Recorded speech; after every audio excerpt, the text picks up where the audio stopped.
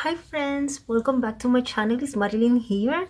I have a special tutorial today. I made a festive layout for the next holiday, but I incorporate lights to bring the magic of the season in the next layout. And I also made it to frame the layout because we usually make our projects or layouts and put it on an album. Well, this time is to share our project or our work on a wall, on a desk. Let me show you what I did that I am so excited to share.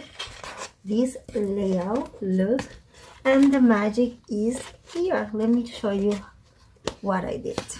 I incorporate lights and how pretty it looks.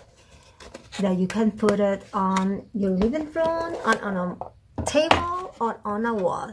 Anyway, my friends, if you like what you see, you have to see my tutorial. You have to watch my next tutorial that I'm going to explain you step by step how I create this. But before, if you are not subscribed to my channel, I invite you to do it and to click the bell to receive the notifications. Also, if you like this tutorial, please bring me a thumbs up and share with your friend. Well, guys, let's get started. Mwah. Hello everyone, it's Marilyn here with a new video tutorial for 49&Market of this festive layout that I create with the Vintage Artistry Noel. I'm going to show you the paper. These are so beautiful. You can see here. Look how gorgeous is this paper. Love it. And stripes on the back. I'm going to use this paper. I just love all the words on the background. And look at this other red. Oh, look, the two laser cut. I'm going to use this window. Look all the beautiful things that we have to work today. I'm also going to show you the rest of the things, the product that I'm going to use, like this stamp from the same collection. Look, the ephemera packaging. I will use some pieces.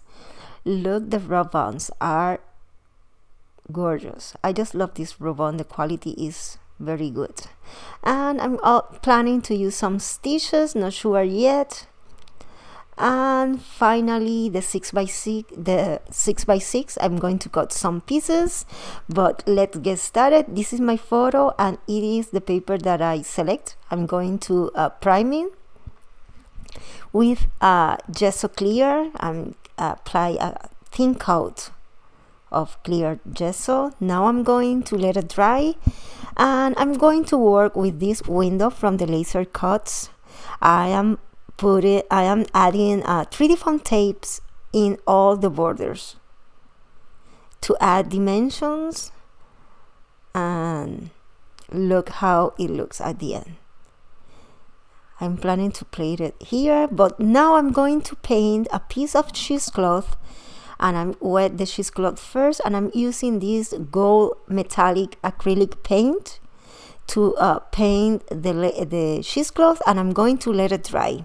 Now I use my tip ruler to line up the window on the background, and with a pencil I trace it on the paper. Now I cut some pieces from the 6x6 paper, and I'm going to show you now this piece here with the flower that I am planning to put close to the window, and other piece here from the ephemera packaging, or the laser cuts, sorry, this one is from the laser cuts. And now I want to stamp this Christmas tree, but first I add tape on this piece here. At this moment I wasn't planning to use the light, so I am stamping like it doesn't have any lights.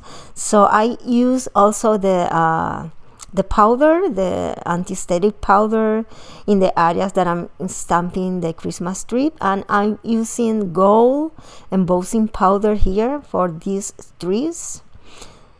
I removed the excess of the embossing, and now I am melting the powder with the heat tool. Now I'm going to stamp the small Christmas tree close to the big one in this corner. And I'm going to repeat the same step. Add the embossing powder the gold embossing powder and melt the powder here with the heat tool. Once it's ready, is that I add the texture. I'm using this gold glitter paste by Boboni, and this stencil, I want to add this lovely star on the background. I want that all the stars has this glimmer, this magical effect. So that is the reason that I'm using glitter this time. And I apply the texture in the area that I have on mind, that I'm going to add all the embellishment later. I will add at the bottom of the window and in this corner here when I have to plant all the flowers.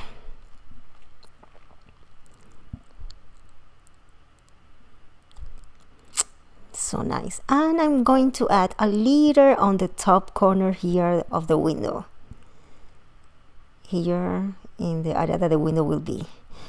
And now I'm going to dry all these textures, but everything is dry at this moment. I am placing everything, and in this moment is that I decided to use the battery operated string lights here to give this illusion. After I see this lovely picture of this girl with all the lights around her, and I want to create the same effects on the background, but I have the battery box here, and I'm figuring out when I'm going to place now the battery box. And I decided to cover, and I take one of the pieces of the ephemera packaging to cover the battery box. This part, I don't give you any measure here because it depends the light that you buy. But I'm going to show you what I did. It's very easy. I am trying to, it's like you grab a gift, something like that. I am taking my bone folder and making some folds, and I'm going to show you what I'm doing here. I'm folding everything, and you can see here I am trying to wrap around the box, the battery box here with the paper. So other thing that you can do is turn around the paper like I did here, cover all the box, and with the folder you can make marks in all the folds for the battery. And here is the battery. I want to make this box because I think that this battery longs like I read like it's 20 hours long last, something like that.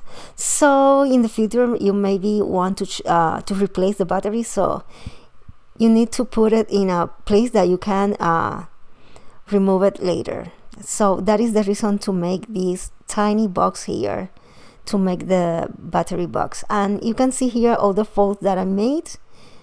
I am trying to make like a simple packaging for this battery box, if it makes sense. And now you see here what I did, some cuts to fold all the pieces and make the tiny box. Now I'm going to adhere this, and you can see here it's nothing complicated.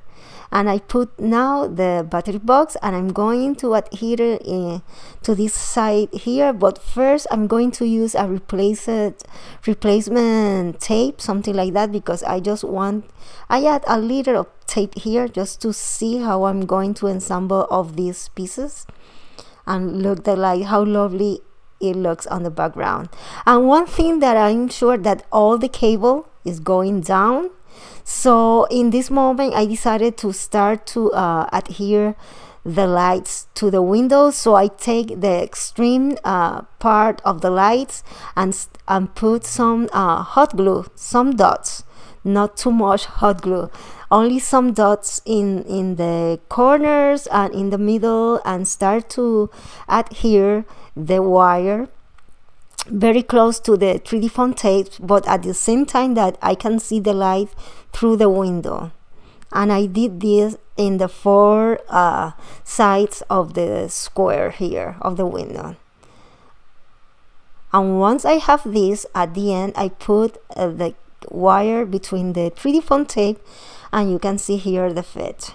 Now I'm removing all the cover of the tape and add more adhesive here, because I'm going to adhere this to the paper. I follow all the pencil marks that I have on the background, and you can see here I have my window ready.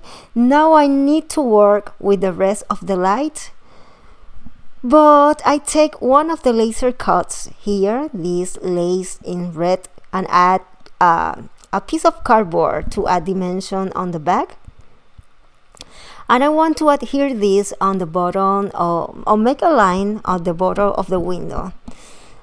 And this time now I add a piece of cheesecloth in this corner, and I'm playing, make some cuts, and I place the piece of the laser cut between the cheesecloth, and one part of the cheesecloth I put it over this piece. I hope that you can see here what I'm doing.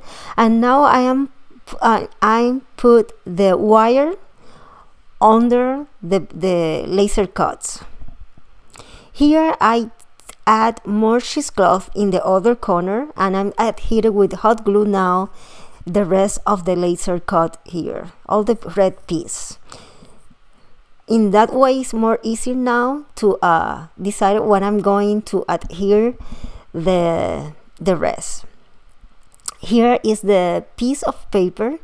This piece of paper is important because I'm going to cover the battery box with it, so I am trying to align it here following the stamp, the tree that I already stamped in the top.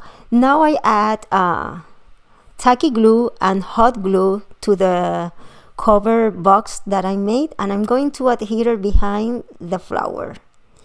But if you notice, I left like 1/2 inch of the box out, because you need to turn on and turn off the lights. Now I am playing with the rest of the string lights, and I adhered a piece here in the corner of the laser cuts, and the rest I split by half. In other words, I left some lights to the right and some to the left, and the rest I adhered the middle behind the laser cuts. And you can see here how lovely it looks.